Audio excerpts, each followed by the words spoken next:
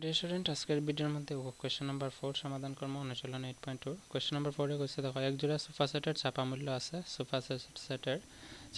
আছে 30,000 টাকা। নতুন বছরের শুরু বলে দোকানদার সোফা সেটটি 25,000 টাকায় বিক্রি করলো, তিনি কত শতাংশ রেহাই দিলেন? ঠিক আছে, তো প্রথমে আমি রেহাই বার করবো, তারপর রেহাই শতাংশ, যেরকম 3 নম্বর সমাধান করছি।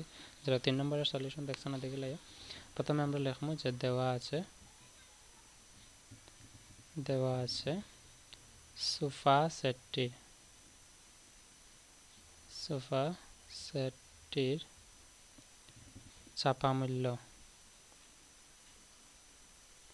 মূল্য কত আছে দেখো 30,000 টাকা, 30,000 রুপিস, 30,000 টাকা।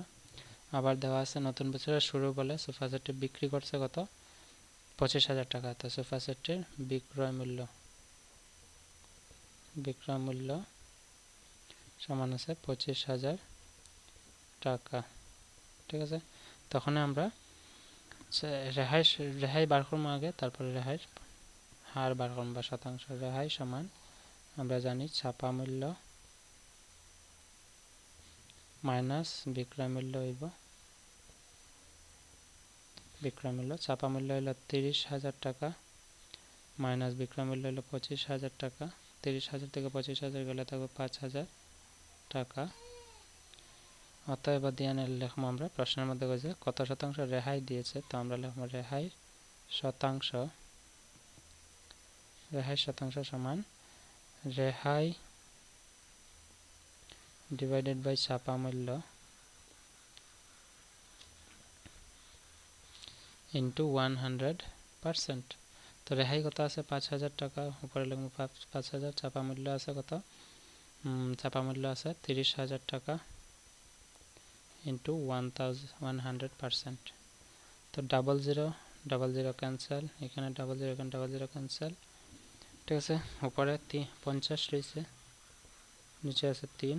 তো এটা পূরণ করলে আমরা পাইব 50 পূরণ করলে 3 দিয়ে আমরা পাইব 3 ষোলো 3 একে 3। ঠিক আছে, আছে 2 20, 3 6 18, আছে 2, 3 দিয়ে 2 ভাগ যেতে না, যেমন দশমিক।